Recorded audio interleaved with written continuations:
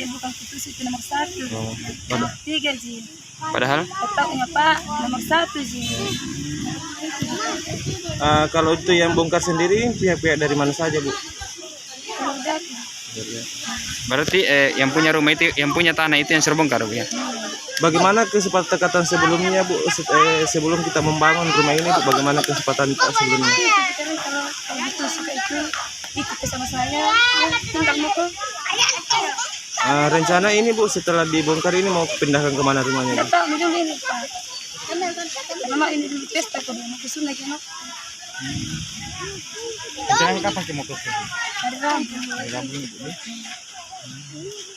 Kalau kita sendiri, Bu, di sini apakah sudah berapa lama bangunannya berdiri seperti ini atau bagaimana, Bu? Kita ini tuh Maksudnya rumah atas sudah lama terbangun atau baru dibangun, Bu? Berapa lama nih, Bu? Ada tidak perjanjian sebelumnya bahwasanya kalau dia yang kalah atau apa, rumahnya akan dibongkar?